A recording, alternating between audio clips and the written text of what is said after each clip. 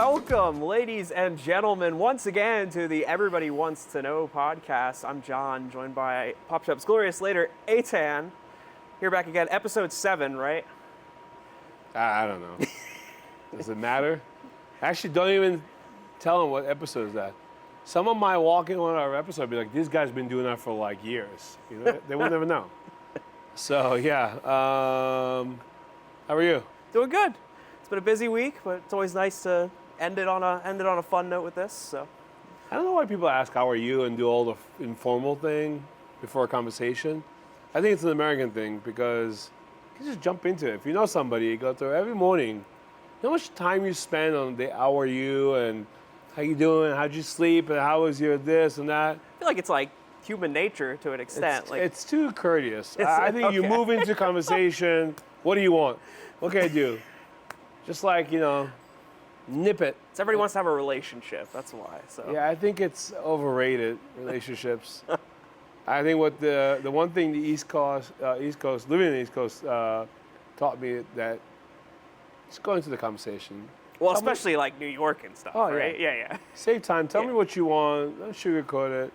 I was in New Jersey this week for a couple of days, and get to a gas station, about to fill in. In New Jersey they fill up for you. You can't really do anything. So I came the wrong way, and this lady is honking at me and look at me, give me dirty looks. So I rolled out the window. I said, "Well, what do you want?" She's like, "You blocking me." I said, "Well, I came the wrong way. I'm sorry. Just go the other way." She's like, "No, you blocking me. You move." And she was so angry. And I said, "Good morning. How are you?" I smiled. And she goes, "Oh, I don't want any of that." And she just backed up. So even being nice didn't work. But that's one of the biggest refreshing changes between East Coast and living in Vegas. People give you the time of the day. People are very nice here. Yeah. Yeah. I agree. I mean, it is hospitality capital of the world, so it's expected. But I think that people are just used to being courteous to each other here. I agree with So, that. Yeah. how are you? I'm doing good. Yeah. Excellent. I know we keep jumping topics every time we do this. So today I say, "Hey, what are we talking about? Let's figure out what's our subject." So what do you want to start with? Well, you were just at, I believe it was not HITEC's next week, if I remember correctly, right? It was a high performance expo that was this week. Yes. Well, actually, CRMC in Frisco, Dallas, at the Omni. Shout out to the Omni. Great property. Wow. Food incredible. It's on the PGA Tour golf course. They have these villas on the course where literally they open up into the course. I mean, I'm sure they're expensive, but it's got to be a great experience. You have a tournament on the golf course, and you open your sliding door. And, in my case, the kids just run out to one of the golf players. But in normal cases, you just get to experience it hands-on. I think they did a great job with that property. They could use Omni, just a point, more digital signage and directional signage. I know a company that can help you with that. Hashtag Popshap. But yeah, we started CRMC. Then I traveled to Charlotte for HPX, which is a show that we've done for the first year with Taffy events. The show doubled in size. And from a first look, you come into the show, you're like, okay, what is the attending level going to be? And then I'm telling you, some of the most meaningful conversation we've had for an industry that, car racing and venues for car racing. Yeah. We exhibit as an industry barter with Taffy events, and we provide digital signage and all that for the show. But we exhibit to see what it's going to be like, and it was great, except for the first day. It was raining. On setup day, most other days the weather was perfect. Great. They have a great community for that industry, for that vertical. You can tell that people work with each other. There's one vendor that she came over and she's like, "Oh, let me introduce you to my clients. They could use your equipment." So it was a lot of back and forth. And then, after HPX, I traveled to glorious New Jersey, where I watched Game 1, the Knicks in San Antonio. Listen, This is going to be crazy because, I said the Knicks are going to sweep Cleveland, which they did. And I said they're going to get killed no matter who they play. And so far, I'm happy to be wrong about the whole thing because they're up 1-0, and I made some money. So I'm not encouraging gambling, but if you're going to gamble, pick the right team. So yeah, that's a shout out to the Knicks. And we talked about before what's going to happen if they win the whole thing, the riots. Actually, it might be good to us because all the fans will break a lot of the LEDs in New York City and will call us to repair them. So we'll get some business out of it. We'll show up the next day with a few quotes in hand, ready to go. Yeah. So that's kind of this week, and I'm going to HITEC. I know it's not your vertical. We're talking about a lot of permanent solutions and things that we do in hospitality and whatnot. But some of the technologies that we're seeing, with this summer, like FIFA, for example, that's a lot of rentals. If everyone knows, if you're in our side of the business, a supplier of LEDs and equipment, FIFA has overtaken the market. I'm sure you had some inquiries and people talking to you about what's coming. Yeah. So. Well, it's so like sudden, it seems now as well. As everybody, we talked about this a few weeks ago about how there's a lot of like last minute things coming in right now, and that's very much no exception to it. A lot of brands and stuff have like sudden ideas for things, and they want to see if they can make it happen. So I think we're seeing a lot of that right now, basically. Yeah. So we're in it. We're definitely we have a lot of action for FIFA activations. It's not necessarily just a game. Keep in mind, there's a lot of brands and sponsors that are bundled with FIFA. And we're getting Pepsi as one example. We've done work for different corporations that are doing like their own FIFA party and a lot of activations in stadiums. I think one of the highlights of what I'm seeing from FIFA is there's a lot of outdoor technology that's being brought in, and I think it's pushing the envelope on new technologies on outdoor LEDs and outdoor kiosks and whatnot. And I think it's going to affect trade shows and outdoor events coming in the next few months because people are going to get ideas from that for sure. It's going to be cool to see. I'm looking forward to it. In fact, we have some activations already in the making. They're being set up this week, next week, even though the World Cup is starting. Has it started? I don't even know if it started. I think in the next week or two here, maybe. Yeah. So we already, presetting a lot of our equipment, so it's very exciting for sure. Very nice. A little bit more on HITEC, which I believe you're going to be heading to next week. Let's talk about that because you said it's like focused a bit more on permanent solutions and things like that. Where does that difference come in? Because I get questions about that a lot of folks that are like, well, what's the difference between like an LED that I permanently hang up on a wall versus something that I set up inside of my trade show booth? Like where do you see the differences in those technologies right now? There's a few differences, particularly in the LED space. When you talk about permanent solution, you're heavily focusing on the content because it's going to be there long term. It's a fine pitch solution normally. So if for trade shows you do the 1.9, 2.6s, even 1.5, for a permanent solution, you start the conversation for indoor at 1.5. And then you're going down to 1.2, 0.9, and so forth. So that's kind of the obvious differences.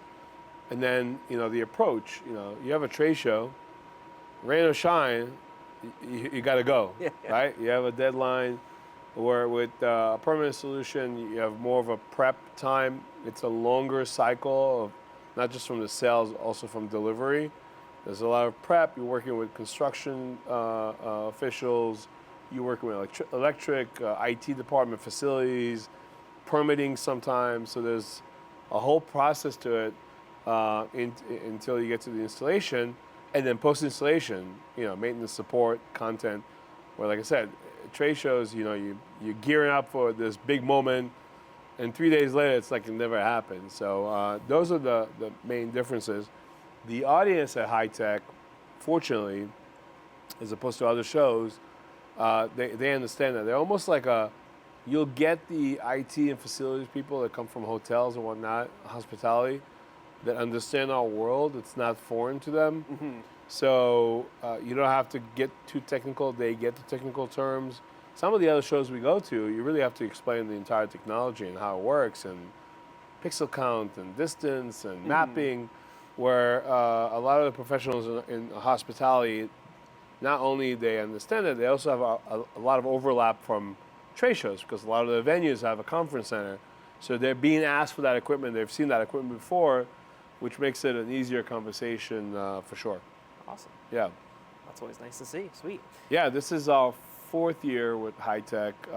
Compared to a couple other shows in the industry, I think that's probably the leading show. Now, as you go for the 4th year, you know the same people. So there's a, industry, a vertical industry that apparel industry that similar to what we do at trade shows, that you're kind of part of a community for sure, which we're happy to be. We're growing our footprint within the HITEC, and especially with some of the relationship of the exhibitor and sponsors at HITEC for sure. So I'm looking forward to it. And the biggest part of HITEC this year is where HITEC is going to be. Do you know where it's going to be? I don't know. It's going to be in San Antonio. Oh, okay. And guess who's going to be there if Game 5 should happen, which my prediction will happen. Now I take my original prediction of the Knicks getting killed because they really showed up. I mean, I got to tell you, I was Game 1 when they were down like 14. I was like, okay, there it is. But they show some character. And listen, I'm only going into basketball more than LEDs because that's the reason I'm in this freaking country. I came here on a basketball scholarship. This is what I love and do. So basketball is my first and my biggest passion, and my kids also. But I am looking forward to Game 5, to the next game in the series, which is tonight, because how the Knicks reacted when they were down 14, came back and won, and they played horrible. So I'm like, San Antonio's in trouble because we didn't play great. We still won Game 1. I do think that if they win tonight, it's a sweep. They're going back to New York and they're taking the whole thing. I think San Antonio is too young. They'll be shaken up. They didn't have, to be fair, they didn't have a lot of rest. And this is not an ESPN podcast, but if we're in it. But secretly, I'm rooting for Game 5 because I'll be in San Antonio. And I think it's $3,000 a ticket or something like that. Whew. Yeah. Not surprising for that caliber of game, but yeah. Yeah, well, it is San Antonio market. The same ticket in MSG will cost double, So, but it's like the Super Bowl. It's once in a lifetime. So I'm looking forward to HITEC now for a couple of reasons. And San Antonio is a great town. I got nothing against San Antonio. In fact, if the Knicks weren't there, I'd probably root for San Antonio. I like that town. So yeah, a lot of exciting things. Have you been to that cool bar in San Antonio? Because that's where the Alamo is, right? San Antonio? Yes. Yeah. Have you been to that cool bar that's in that really old hotel next to the Alamo where there's like bullet holes in the wall? Yep. Across from the Alamo. Yeah. So I don't think we'll be able to go because I think ESPN is running their studios from the Alamo. Oh, are they? That's where I think they're running everything, which is pretty cool. But yeah, I think San Antonio, if you look at some of our industry markets, right, we call them industry markets, in the last 2.5 years, they had C-Event Connect twice. They had I think Exhibitor Live was there a couple of years ago. I think last year it was, yeah. Yeah. So and a couple other big shows. And the city showed up nicely. It's booming from a real estate perspective. So a lot of great things happening in San Antonio and Texas as a whole. Like Frisco, as I mentioned before, Dallas is booming. Austin, another great city in Texas. So the Texas market is going to be crucial, which we're growing in that market, for sure, and we're growing even more. But I do see the Texas market as a pivotal market for our company, for our growth. Middle of the country, a lot of permanent solution, a lot of trade show action, a lot of great industry partners are located in Dallas. So yeah, good stuff. Cool. Well, we'll look forward to seeing you and the rest of the team there next week. What days is it going to be? I think moving is on the 14th and 15th, Sunday and Monday. Show starts on the 16th, 17th, 18th. And then we're doing a road trip, so we'll continue to New Jersey, where I'll be for the rest of the summer. So the next time we film this is going to be probably from our New Jersey studios. Coming to you from New Jersey, Popshap. By the way, I found a great pizza place in Hackensack. I'm not gonna give up the name because I don't want people to storm the place. I know there's a lot of people coming to our podcast. No, kidding. I forgot the name, but I know how to get there. Incredible pizza, like at a one bite app type of deal. I think it will be like a 9-1. Portnoy, if you're watching this, hit me you up. up for the Yeah, the but deets. great pizza. I burned my mouth. You know, I got too excited. I was there this week, so I'm looking forward to revisiting that place. While we're in the East Coast, we're going to do a lot of lake house and beach house, and have some fun with the kids for a few months. But yeah, we'll have John come to East Coast. We'll call it Cell Summit, and shoot one of these. But yeah, I'm looking forward to summer. I know a lot of markets, the kids are away, already summer camps and done with school. So all your industry parents out there, hang in there. It's gonna be a long summer. So, but yeah, and I'm excited also for FIFA. Basketball will be over, FIFA will come in. New York gets crazy for FIFA.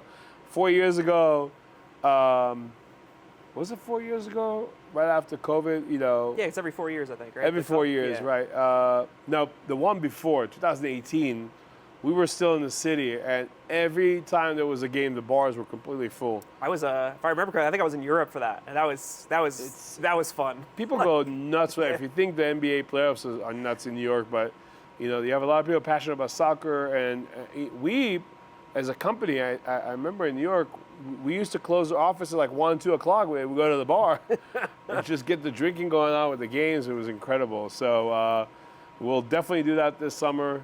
Hashtag Boris. Hashtag Tito's Vodka. So yeah, all these sponsors, by the way, and this one, I'm still waiting for my checks, by the way. So Hit us up. let me know. Yeah, until next time. Peace out.